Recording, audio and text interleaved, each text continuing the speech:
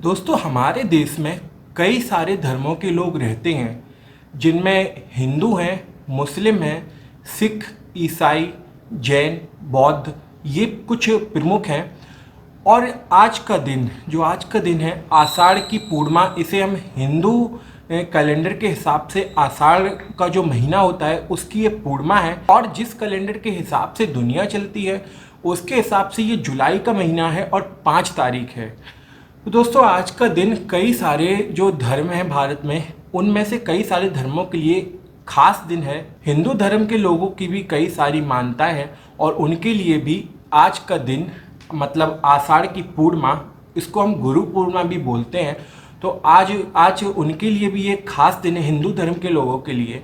और उसी तरह जैन धर्म के लोगों के लिए भी आज एक खास दिन है। और इस वीडियो में हम बात करेंगे कि हम बौद्ध धर्म के लोगों के लिए ये दिन क्यों खास है। तो चलिए आज इसी के ऊपर बात करते हैं कि ये दिन तथागत बुद्ध को फॉलो करने वाले लोगों के लिए एक खास दिन है, ऐसा क्यों है।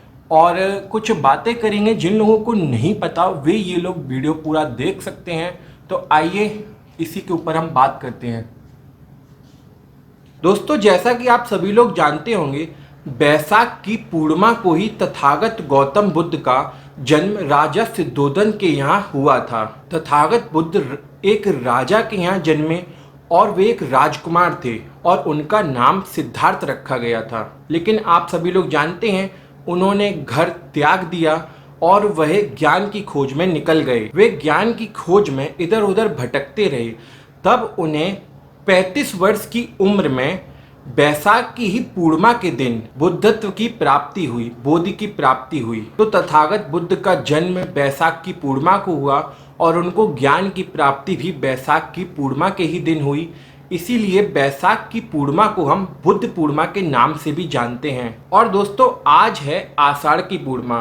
तो आषाढ़ की पूर्णिमा को हम गुरु पूर्णिमा क्यों कहते हैं और तथागत बुद्ध के अनुयायियों के लिए आज का दिन क्यों खास है। बौद्ध धर्म के जो लोग हैं, तथागत बुद्ध को फॉलो करने वाले लोग हैं, वे आज के दिन को धम्मचक्र प्रवर्तन दिवस कहते हैं।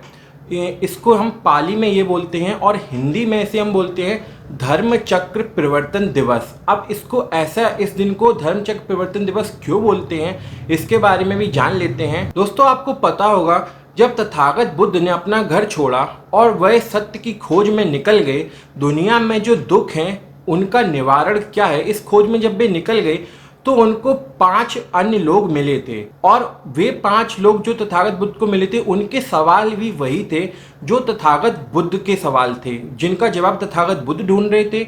उन्हीं सवालों का जवाब वे 5 लोग तथागत बुद्ध को मिले थे, वे भी उन्हीं सवालों का जवाब ढूंढ रहे थे। और तथागत बुद्ध भी उन्हीं 5 लोगों के साथ शामिल हो गए और अब वे 6 लोग मिलकर सत्य की खोज कर रहे थे। तो वे सभी मिलकर काफी कड़ी तपस्या कर रहे थे। लेकिन जब उन्होंने यह देखा कि तथागत बुद्ध ने तपस्या को छोड़कर जो सुजाता ने तथागत बुद्ध को खीर पेश की, तो उन्होंने उस खीर को स्वीकार किया, वह खीर उन्होंने खा ली। तो जब जो 5 साथी थे तथागत बुद्ध के, उन्होंने यह देखा तो उन्होंने तथागत बुद्ध को अलग कर दिया, अपने 6 लोगों के ग्रुप से उन्हें अलग कर दिया और वे उनको वहीं पर अकेला छोड़कर आगे बढ़ गए। लेकिन उसके बाद उन 5 लोगों का क्या हुआ वो तो मुझे नहीं पता। लेकिन तथागत बुद्ध को बुद्धत्व की प्राप्ति हो गई, उनको ज्ञान प्राप्त हो गया। तो जब उनको बोधि प्राप्त हुई तो उसके बाद जब तथागत बुद्ध सारनाथ पहुंचे, तो सारनाथ में तथागत बुद्ध को वे 5 साथी जो उनके पूर्व में साथी रहे थे, वे 5 लोग तथागत बुद्ध को सारनाथ में मिले। तो ऐसा मैंने सुना है, पढ़ा है कि जब तथागत बुद्ध सारनाथ पहुंचे तो वे 5 लोग एक जगह बैठे थे, उनको अभी तक कुछ भी प्राप्त नहीं हुआ था, उनको उनके सवालों के जवाब अभी तक नहीं मिले थे। लेकिन तथागत बुद्ध को तो ज्ञान प्राप्त हो चुका था। तो जब उन 5 लोगों ने तथागत बुद्ध को देखा तो उन्होंने कहा कि ये तो वही है जिसने खीर खा ली थी। उनमें से एक ने कहा कि ये अभी तक भटक रहा है, जैसे हम भटक रहे हैं वैसे ही ये भी भटक रहा है, आने दो, अब ये इसको अपनी गलती का पछतावा हो रहा होगा और ये हम लोगों के पास आकर यही कहेगा कि आप लोग मुझे फिर से अपने साथ शामिल कर लो। और उन्हीं में से एक ने कहा कि आने दो इसको अपने पास, हम 5 में से कोई भी खड़ा नहीं होगा, ना ही इससे कोई बात करेगा, इसको खुद ही आने दो और खुद ही हम लोगों से बोलने दो, देखे ये क्या कहता है। तो जब उन 5 लोगों ने यह निश्चय कर लिया कि कोई भी उनसे खड़ा नहीं होगा उनके आने पर, और हम लोग ऐसे ही आराम से बैठ के बात करते रहेंगे, इसको आने दो, ये खुद आकर हमसे माफ़ी मांगे, हमसे बात करे। लेकिन दोस्तों क्या हुआ, जब तथागत बुद्ध उनकी तरफ आए, मतलब तथागत बुद्ध ने उन्हें देखा और उनकी तरफ चलना शुरू किया, तो उन 5 लोगों ने निश्चय कर लिया था कि कोई भी खड़ा नहीं होगा और ना हम इससे बात करेंगे। लेकिन जैसे ही तथागत उनके करीब पहुंचे तो वे 5 लोग तथागत के मुखमंडल के आसपास जो आभा थी उसको देखकर चकित रह गए, और वे 5 लोग तथागत के मुखमंडल को देखकर खुद को रोक नहीं पाए। वे खड़े हुए, उन्होंने तथागत को हाथ जोड़कर शाश्वत प्रणाम किया, क्योंकि तथागत बुद्ध को बुद्धत्व की बोधि की प्राप्ति हो चुकी थी।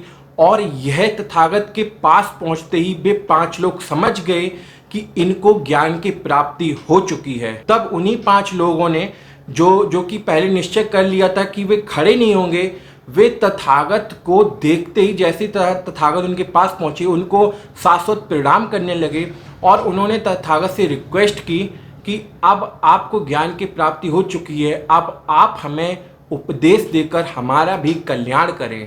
तथागत ने उनके एक एक सवाल का जवाब दिया। दुनिया में दुखों का कारण क्या है, इसका निवारण क्या है, उन्होंने जो भी सवाल पूछे तथागत ने उन्हें एक सबको जवाब देकर उन्हें पूरी तरह से संतुष्ट किया। तो दोस्तों उसी दिन तथागत बुद्ध ने अपने प्रथम उपदेश उन अपने 5 पुराने साथियों को दिए, और उन्हें तथागत बुद्ध ने जो जीवन जीने का मार्ग है, मध्यम मार्ग है, उसके बारे में बताया, उन्हें अष्टांगिक मार्ग के बारे में बताया, और उन 5 भिक्षुओं ने तथागत बुद्ध को अपना गुरु स्वीकार किया।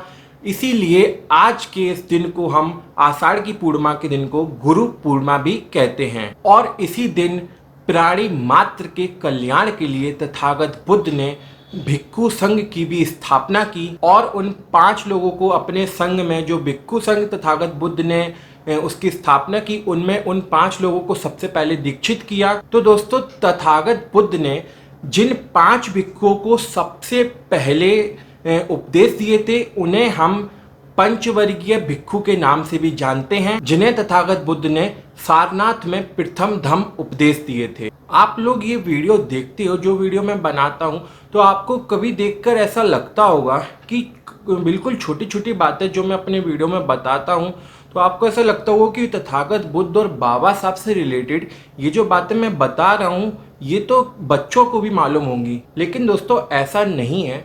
आप शिक्षित हैं इसलिए आपको ऐसा लगता है कि ये छोटी छोटी बातें हैं, लेकिन आप उनके बारे में सोचिए जो लोग शिक्षित नहीं हैं, वो उन्हें बाबा साहब के बारे में कुछ भी नहीं पता, उन्हें तथागत बुद्ध के बारे में कुछ भी नहीं पता, ऐसे भी लोग हैं। तो मेरे वीडियो बनाने का मकसद भी यही है कि वे लोग, ऐसे लोग जिनको बाबा साहब और तथागत बुद्ध के बारे में बिल्कुल भी नहीं पता, उन तक मैं अपनी बात पहुंचा पाऊं, उनको तथागत बुद्ध और बाबा साहब के बारे में बता पाऊं कि बाबा साहब की बदौलत ही आप आज जो कुछ हैं वो बाबा साहब की बदौलत ही हैं, और बाबा साहब डॉक्टर भीमराव अंबेडकर जी ने आपके लिए क्या किया है।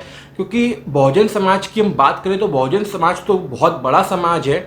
हम अगर दलित समाज को ही ले लें, सिर्फ दलित समाज की बात करें, तो दलित समाज में भी ऐसी जातियां हैं, ऐसे लोग हैं जो बाबा साहब डॉक्टर भीमराव अंबेडकर जी को बिल्कुल नहीं जानते, और वे ये भी नहीं जानते कि बाबा साहब की बदौलत ही आज वे जो कुछ हैं वे बन पाए। तो हमें सामाजिक परिवर्तन की मूवमेंट से अगर उन लोगों को जोड़ना है तो हमें उन लोगों को सबसे पहले यही बताना पड़ेगा कि बाबा साहब डॉक्टर भीमराव अंबेडकर जी ने आपके लिए क्या किया, तभी वे हमारे साथ जुड़ पाएंगे और वे बाबा साहब तथागत बुद्ध के बारे में कुछ जान पाएंगे। तो मैं मिलता हूं आपसे अगले वीडियो में। नमो बुद्धाय, जय भीम, जय भारत, जय संविधान।